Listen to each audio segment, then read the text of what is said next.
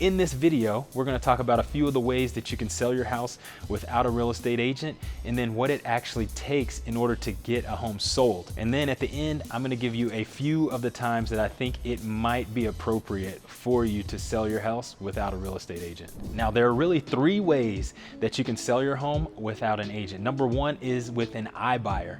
Now, an iBuyer is a company that's going to come in, they're going to make you an offer. The reason why you would sell to an iBuyer is for convenience. They're going to come in, they're going to make you an offer, they're going to make the process very, very simple. Now, the thing with these buyers is that they do actually charge a fee. That's the one thing you need to look at. You need to see if that fee that they're going to charge you is going to be equal, below, or above what an agent would actually charge you whenever you were selling your home. Now, one of the cons of selling with an iBuyer is that you will not have anybody negotiating for you on your behalf. Now, that could be a positive or that could also be a negative, depending on how many homes you sell or how familiar you are with the home buying and selling process. Now, the second way that you can sell your home is actually with an investor. I know you've probably seen those signs around town that say, "We buy houses" or "We buy ugly houses." And one of the reasons that you might want to use one of these companies or individuals is because they're going to have a lot more options available in order to help purchase your home. Now, you need to be on the lookout because there are a lot of YouTube videos out there, folks just looking around trying to sell your home, and what they'll do is they'll put your house under contract and then they'll try to flip the paper to an end buyer. There's a lot of that going on, so you're going to want to make sure that you know the individual or they have resources and references that you can look at to know that they're actually reputable and they can get the job done. Because one thing you don't want to have happen is put your house under contract, you get to the closing date, and then they can't close. The last way, which probably most people probably look at when they're thinking about selling their house on their own, is for sale by owner. So that's where you're going to market the house on your own, you're going to do all the showings on your own, and then you're going to go to the closing table and then close on the property. And so that's what we'll be talking about next. Now, one part of marketing that doesn't usually get talked about now in today's time is the price. The price that you set on your home is actually very, very important for marketing purposes. Depending on how far above or below the market is going to determine how many buyers are actually going to want to come in and actually look at your house. And so you can actually deter buyers from looking at your house just by pricing your house incorrectly. So number one, the price is absolutely crucial in real estate. That is the starting point, and that is the first marketing that's actually going to go out for your home. Now, the next point is you need to market. Now, in order to get the best price for any product, you have to get your product in front of the most potential buyers. And so if you're looking to sell your home, a lot of folks are going to use Zillow, for salebyowner.com, Craigslist, Backpage, a lot of those in order to get the word out. You also want to put a sign in the yard as well. One option that you will not have if you're not using an agent or a broker is you won't be able to put your house on the MLS. Now, 93% of homes are sold with an agent, 7% are sold off the MLS according to NAR. The reason why that makes it hard for you to sell your home is because any buyer that's serious about buying a home, they're usually working with a realtor because they need to find homes, and most of the homes are being listed with realtors. And so if you're looking to market your home on your own, you need to have a way that you can get in front of the most buyers that you can. Now, along with your marketing is going to come showings. You're going to have showings on your home. You want your house to show at its best. There are two things that a buyer has to fall in love with in order for them to make an offer on a house. They have to fall in love with the price, and they have to fall in love with the house. And so whenever it comes to showings, you want to make sure that you give the buyer a good experience. This is an experience for the buyer. They're going to come in, they want to feel at home, they want to feel like they can actually move in here and see their family and friends in the house with them. It's going to be a place that they're going to be making memories for the next 8 to 12 years. Whenever we show for sale by owner homes, the most success we usually have is when the actual homeowner allows us to take our client through the home, walk them through the home, and just take a look at everything so they can do it on their own time. The worst experience we always have is whenever this home seller is actually there, they're trying to sell the house, they're telling us about every update that they've done to the house.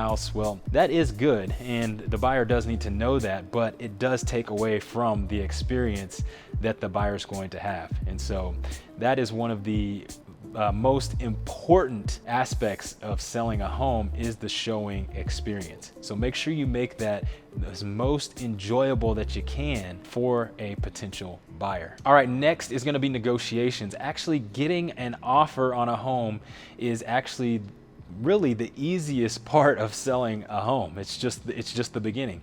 And so now you actually have an offer on your home, and this is when negotiations start.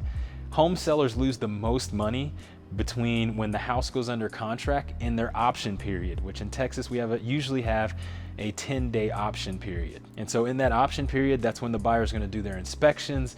They're going to take a look at everything on the house. They're going to look at the disclosure and see if there's any discrepancies there. This is where we see a lot of sales break down. And the reason why is because no one really knows what's supposed to happen in certain situations. And then when that happens, people get uncertain, and when people get uncertain, they don't make decisions and they back out. And so, you know, you need to have a plan of attack and a plan of action.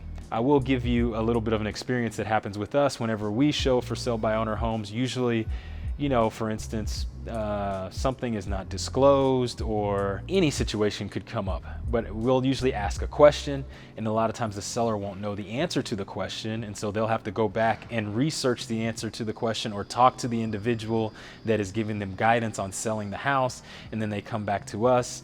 And usually you can do that 1 or 2 times, but if that happens multiple times, a lot of times buyers are trying to get into a home. Someone that has to move into a home, they usually have 1 or 2 homes that they liked whenever they made an offer on a home. And so if the one that they made the offer on, you know, it's not progressing the way it should, they'll just move on to the next one. And that's just how it is here in our market. Especially now, things are starting to loosen up a little bit, but whenever you make an offer on a home, homes are still going quickly.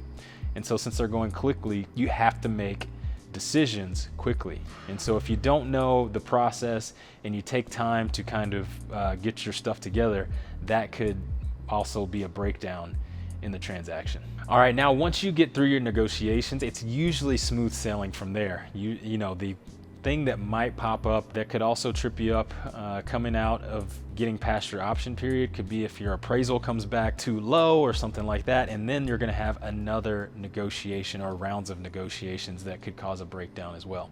Just know the process, and then whenever you go to close, just know that the home is supposed to be in the same condition as when the buyer made the offer on the home. So that is another point of contention with for sale by owners that we have sometimes, is that, you know, they get all their stuff moved out of the house, and then when the new buyer comes in, the home is dirty, or it hasn't been left in a condition that they feel like it needs to be in order for them to move into. All right, and now lastly, let's talk about a few situations where it might actually be good or a good idea for you to sell your house on your own. And there are a few that I can think of. Number one is if you just bought your house recently, let's say within the last 5 months, 3 months, and you actually have to sell, you know, your house would have had to appreciate quite a bit in a short period of time in order for you to make it worth you selling your home with a realtor. You just don't have the option of being able to pay for a realtor fee. And the next I would say is if you are getting a divorce, or you don't want all of your information out there, or you don't want it to be known that you're actually making a move. A lot of times divorces can be, you know, you don't want all of your information out to the public. You don't want a sign in your yard or anything like that.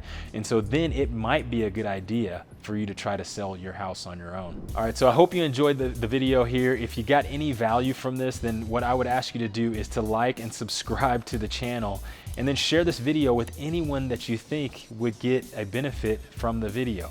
Also, if you have questions, you can reach out to us. Our contact information, or my contact information, will be in the description below, and we look forward to hearing from you soon.